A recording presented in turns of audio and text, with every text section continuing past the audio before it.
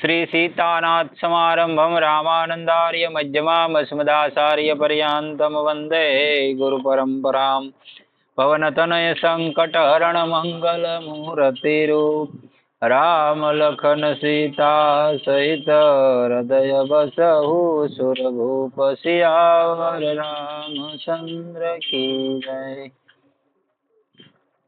प्रकरण आलस्य मानसमा नाम वंदना। प्रवचन आवे से चौथुं अमृतमय राम नाम। स्वाद तोष सम सुगंती सुधा के कमठ शेष समधर बसुधा के। માનસનો બાલકાંડનો દોહો છે। જીવનું કલ્યાણ થઈ જાય એનાથી ઊંચી કોઈ ગતિ નથી અને આવી જે શ્રેષ્ઠ ગતિ મુક્તિ છે તેને સુગતિ કહે છે। પરમ સિદ્ધિ પણ તે જ છે। આ રામ નામથી પ્રાપ્ત થઈ જાય છે। સ્વાદ તોષ સમ, અમૃતનો સ્વાદ અને તૃપ્તિના સમાન રામ નામ છે।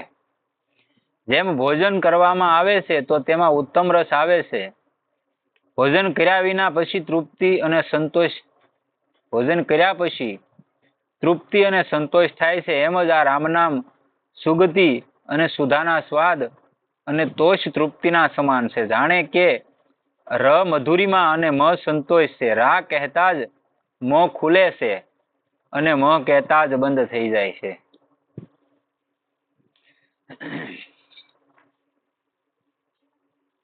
ભોજન કરતી વેળાએ મોં ખુલે છે ને તૃપ્તિ થવાથી મોં બંધ થઈ જાય છે। આવી રીતે રા અને મ અમૃતનો સ્વાદ અને તોષના સમાન છે। કાંઈક કરેલું હોય જીવનમાં તો અંત સમયે બીજું કાંઈ ન આવે, નકર અંત સમયે જે આખા જિંદગીના કર્મો કરેલા હોય ને એની કેસેટ શરૂ થાય।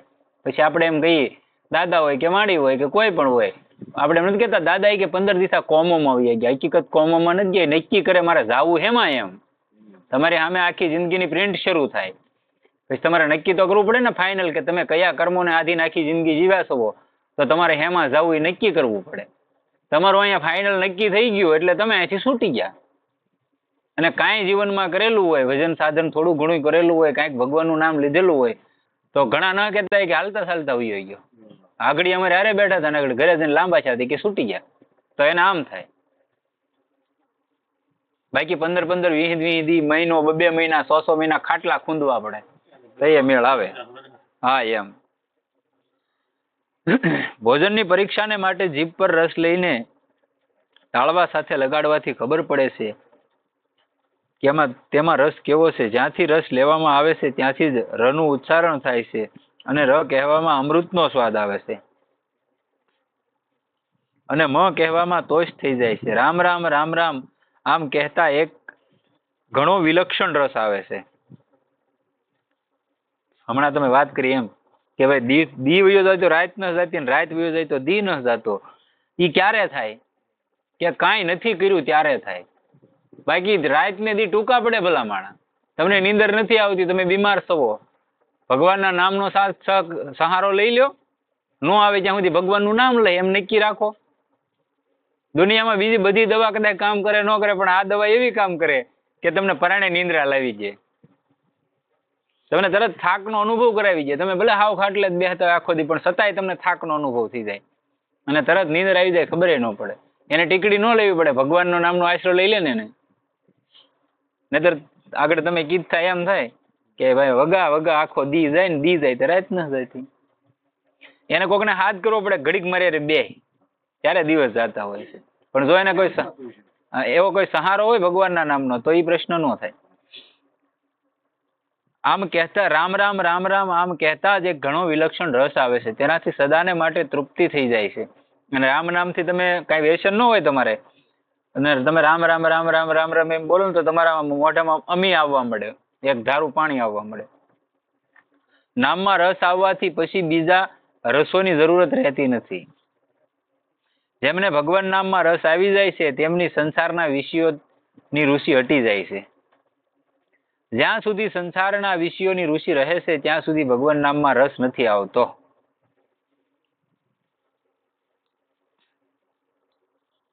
ભગવાનના નામમાં જ્યારે રસ આવવા શરૂ થઈ જાય છે પછી બધા રસ ફીકા થઈ જાય છે। એક ભગવાનનામાં રસ આવી ગયો તો દુનિયાના બધા રસો ફીકા થઈ ગયા. ગોસ્વામીજી મહારાજ કહે છે, જો રામ નામ મને મીઠું લાગે છે તો બધે બધા રસ ફીકા થઈ જાય છે.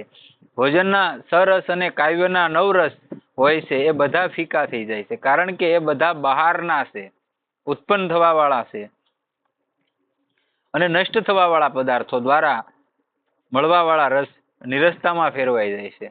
કેમ કે ઉત્પન્ન થાય છે ને પાછા વયા જાય છે. આ તો એક અખંડ રસ છે ને, આનંદ છે, અંદરથી પ્રગટ થાય છે. અને આ રસ જેને લઈ લીધો એને ક્યારેય સંસારમાં રહીને બોરિંગ ઈ માણા ન થતો. આપણે કહીએ ને કે ભાઈ કંટાળી ગયા, હવે તો ભગવાન ઘણા ન કહેતા બેઠા બેઠા ગઢિયા એ કે હવે તો ભગવાન લઈ લે તો સારું, પણ તમે એવા ક્યાં હારા કર્યા તમને એમને લઈ લેવાના છે. આ કરેલું છે થોડું ઘણું તો દેવું પડશે ને, જે કઈ કર્મ તમારી માથે આવી છેલું છે ભોગવવું પડશે.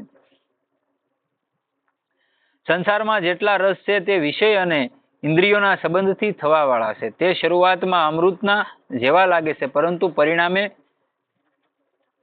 વિષમીવ પરિણામમાં ઝેરના જેવા હોય છે. એ તરફ વિચાર ન કરવાથી માણસ વિષયોમાં ફસાય છે. જેઓ વિચારવાન સાત્વિક પુરુષો છે તેઓ પહેલા પરિણામની તરફ જુએ છે, એ કારણે તેઓ ફસાતા નથી. કોઈ પણ કર્મ કરતા પહેલા માણસ પરિણામ પાછળ જોવે કે હું આવું કરીશ તો આનું પરિણામ શું આવશે, અને પછી તમારે લાખો રૂપિયા બગાડવા પડે એ પરિણામને મિટાવવા માટે, તોય મળતું તો નથી. તો પહેલા જેવું કર્મ શું કામ કરવું? અને થઈ ગયું ભવિષ્યની અંદર થઈ જાય, બધાયથી મારા તમારાથી બધાયથી ભૂલ થઈ જાય, થઈ ગઈ તો કોઈને હું કામ કેવું કે ભાઈ મેં આનું પ્રાયશ્ચિત કરું છું? ભગવાન પાસે બેસી જાઓ, પ્રાયશ્ચિત કરો. તમારું પ્રાયશ્ચિત ભગવાનની પાસે તમે બે હાથ જોડીને એને પ્રાર્થના કરો અંતરનાદથી, એટલે તમને મુક્ત કરી જાય પરમાત્મા. એમાં બીજા પાસે એને આવું કરવું ને તેવું કરવું ને એની કોઈ જરૂર રહેતી નથી. સજ્જનો, આ વાતો આમ જ ફક્ત કહેવા સાંભળવાની નથી, સમજવાની છે અને સમજીને કામમાં લાવવાની છે.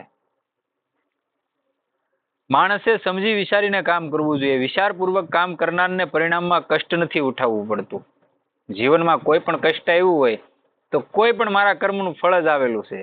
એમને મારો કોઈની તાકાત નથી, કાળની તાકાત નથી કે મારો વાળ ખાંડો કરીએ કે બરોબર. એ તો મારું કર્મ એવું થઈ ગયું એટલે આવવાનું છે, સ્વાભાવિક છે. પછી હું ભગવાનને દોષ દઉં, મને એમ કહો કે હું એવા કર્યા, પણ તમે નજર કરો તમારી માથે 150 જન્મ સુધી તમને ફાંસી જાય ને તોય તમારો મેળ ના આવે એવા કરીને બેઠેલા છો. અને પછી તોય તમે પાછા હરિશ્ચંદ્રથી બજારમાં નીકળો તો એ વાત ખોટી પડે ને. દુનિયાની આગળ તમે છુપાવી લેવો, પરમાત્મા આગળ નહીં છુપાવી શકો. કદાચ તમે મોટા જગનો કરી નાખો ને તો પરમાત્મા નથી મૂકી દેવાનો. એનો સકરો ગતિમાન છે, એનો એક સક્કરનો દાંતો ખાંડો નથી. એકાદો રૂટી ગયેલો હોય તો કદાચ ખસી જઈએ આપણે, પણ આરો એક ખાંડો થતો જ નહીં એનો દાંતો, છટકવા જ ન જોઈએ. અને એ બસાવે કોને? ભગવાન. તે દયાળુ છે. ભક્ત જેનો એની તરફ વયો ગયો, ભગવાન કે હાવ નિસ્મા નિસ્ને હલકટમાં હલકટ માણા હોય, જેને અધમમાં અધમ કૃત્યો કરેલા હોય, એવોય મારા શરણે આવી જાય તોય હું એને ઉગારી લઉં. પણ આવવો તો જોવે ને. ખાલી દુનિયાને દેખાડવા માટે નહીં, દિલથી અંદરથી એમ થવું જોવે કે મારું કામ મેં પૂરું કરી નાખ્યું, બસ હવે તો પરમાત્મા સિવાય મારું કોઈ દુનિયામાં છે નહીં. આ અંદરથી લગ્ન લાગી જવી જોઈએ. ભલે હું એમ કહું છેલ્લા સમયે તમને સમજણ હોવી જોઈએ તો કામ થઈ ગયું એમ માની લેવાનું. બાકી તમારે આગળ અઢળક સંપત્તિ છે તોય કામ નહીં આવે. આ લખી લેજો. बिना बिसारे जो करे सो पासे पछताय, काज बिगारे अपना जग में होत हसाय. जग में होत हसाय चित में छैन न पावे, राग रंग सन्मान ताही के मन नहीं भावे.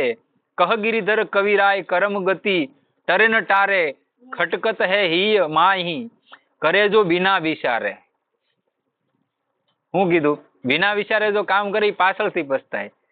કાજ બગાડે એટલે જગતમાં તમારી હસી થાય એવું તમારું કામ બગાડી દે. જગત મેં હોત હસાય, ચિત્ત મેં શેન ન પાવે, અંદર મનની અંદર ચિંતા ભય એવું બધું તમને અતિશય લાગે. રાગ રંગ સન્માન તાહી કે મન નહીં ભાવે. પછી એને કોઈ પણ સન્માન મળતું હોય તો ઓલે અંદર ખટકતું હોય કે ભાઈ આ ક્યાંક ભાંડો ફૂટી જાય તો અહીંયા ફજેતી થઈ જાય. કહ ગિરિધર કવિરાય કરમ ગતિ ટરે ન ટારે. ઈ કે કર્મની ગતિ છે ને કોઈથી ટાળી નથી ટળતી. ખટખત હે માય કરે જો બિના વિચારે. એ પછી અહીંયાની માલિકા ખટક્યા કરે, હૃદયની માલિકા એનો પશ્ચાતાપ થયા કરે ક્યાં ક્યાં થઈ ગયું. પણ જો પરમાત્મા પાસે પ્રાર્થના કરી લીધી તો છૂટી જાય છે એમ કહે છે. વિચાર્યા વિના કામ કરવાથી આગળ દુઃખ પામવું પડે છે અને તે બાબત દિલમાં પણ ખટકતી રહે છે.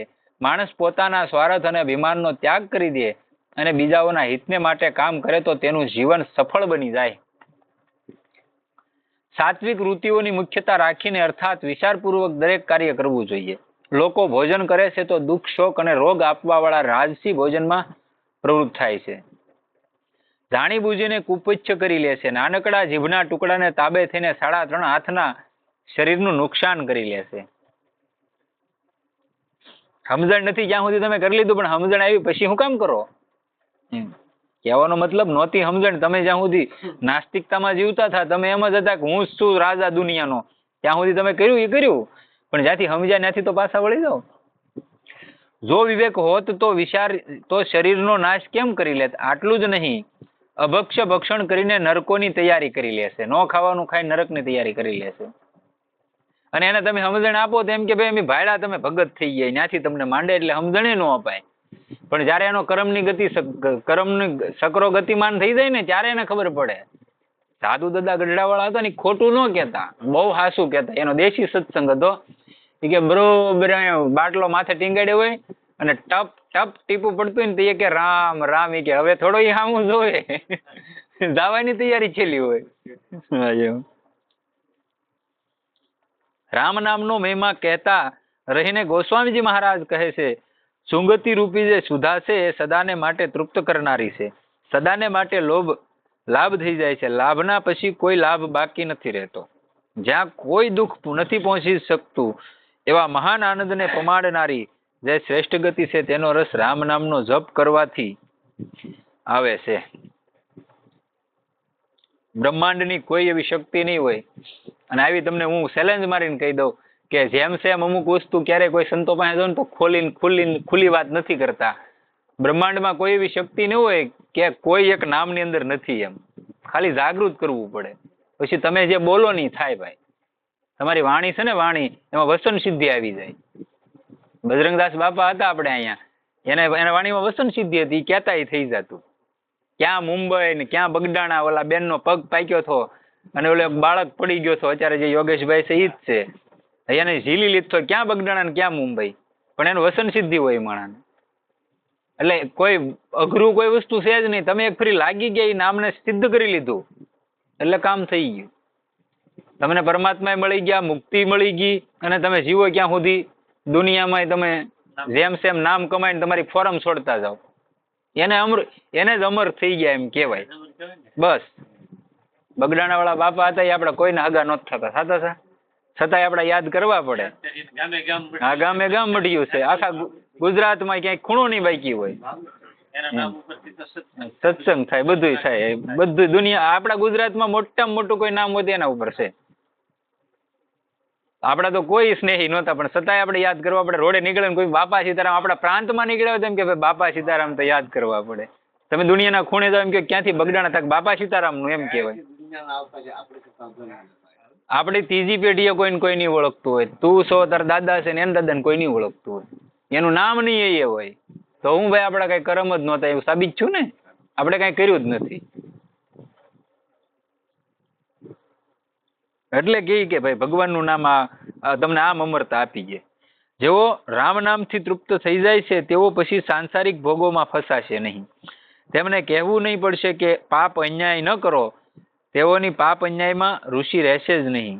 જેઓને ભગવાન નામનો રસ મળ્યો નથી તેઓ ધન એકઠું કરવા અને ભોગ ભોગવવા માંડ્યા છે. આપણે તો અહીંયા એટલા બધા સમજદાર વર્ગના માણસો રહે. આપણે આ ગામડોમાં અમે આમ ભજનમાં ગયા હતા, આવડા હારે હતા હરતનબર. રાતે 3 વાગે શમશાનની અંદર અને તમને ખીર ને રોટલી ને પૂરી ને એવું શાક ને એવું બધું રાતે 3 વાગે. હું એની મોજ હશે વિચાર કરો. 3 વાગે રાતે. એક વાર નહીં, અમે 2-3 વાર ના પ્રોગ્રામમાં જઈએ એવા. ભજન રાખે તો અમને બોલાવે જયારે હોય ત્યારે. વરમાં એકવાર હોય જ તે. તો રાતે 3 વાગે એવડે એને ઘરના બૈરા બધા વ્યવસ્થા કરીને ત્યાં બધું તૈયાર કરીને લાવે શમશાનની અંદર. અને ત્યાં પછા 100 જણાને જમાડે. એનો ભાવ શું હશે ખાલી ઈ જ વિચાર કરો તમે. આપણે અહીંયા મોરસે ન મળે. રાતે 12:30 વાગે દેકારો કરીએ ને તોય આ આપણો ભાવ ને ઓલાનો ભાવ એટલો ફેર પડે. એટલે ભાવ વિના ભક્તિ ન હોય, કહેવાનો મતલબ એમ. એને કાંઈ નથી ખબર પડતી, પણ રાખે ઈવડે એને કોઈ ગાતા નથી, કાંઈ નહીં. ભાઈ જો ઈવડે ગાતા નથી, કાંઈ નથી, ખાલી ઈવડે આપણે અગાવા નહીં, પણ છતાં ભાવ એવો બસ એમ. પણ ભાવ એનો ગજબનો એમ. સજ્જનો, માતાઓ, બહેનો, ભગવાનના નામમાં રસ લ્યો તેમાં તલ્લીન થઈ જાઓ, રાત દિવસ આમાં મંડી પડો, આપોઆપ પાપ અન્યાય છૂટી જશે. નિશ્ચિત આચરણોથી આપમેળે જ ગ્લાનિ થઈ જશે. હમણાં મલિનતા સારી લાગે છે, બુરી નથી લાગતી. કારણ શું છે? અંતકરણ મેલું છે. જે પોતે મેલું હોય છે તેને મેલી ચીજ સારી લાગશે. માખીઓ મીઠાઈ પર ત્યાં સુધી જ બેસી રહે છે જ્યાં સુધી મેલાની ટોપલી પાસે થઈને ન નીકળે. મોં પર માખીઓ બેસવા લાગે તો ઉત્તમ સુગંધી અંતર થોડુંક લગાવી લ્યો, પછી માખીઓ નહીં આવશે. ક્યારે? ગંદકી હોય ત્યાં જ આવે. એમ તમારી અંદર અનંત જન્મોની ગંદકી ભરે, એને સાફ તો કરવી પડશે. નગર એ પછી અત્યારે કદાચ અહીંયા સાંભળીએ છીએ ને આપણે નામ નહીં લઈએ તો ઓલી પ્રિન્ટ શરૂ થાય તે પાછું આપણે એમાં જવું પડશે. એટલે તમને કહેવું પડે કે ભાઈ કરજો, રોજ એક માળા કરજો. એક માળા બેઠા બેઠા બીજું કઈ તો આપણને ના આવડતું, તમને આમ ને ફાવે ને તો આમ ને ફેરવજો, એમાં કોઈ વિધાન નથી. નો આવડે ને તો આમ પારો પારો ફેરવતા જઈએ, પણ રામ રામ રામ રામ કરજો તોય કામ થઈ જાય. જાવ, કદાચ તમારું શરીર સાથ ન આપે, તમને આમ ફેરવતા ન આવડે,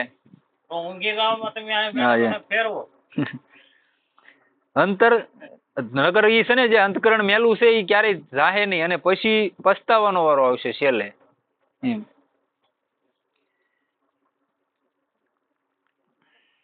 કેમ કે તેને સુગંધી ગમતી જ નથી. ક્ષમિકા વ્રણ મિચ્છંતી, તેઓ તો ઘા પર જ્યાં લોહી પરું મળે છે ત્યાં બેસશે. એવી જ રીતે જેનું મન અશુદ્ધ છે તે જ મલિન વસ્તુઓની તરફ આકર્ષાય છે. ભગવાનની નામ રૂપી સુગંધના મળવાથી પછી મેલી વસ્તુઓ તરફ મન નહીં જશે.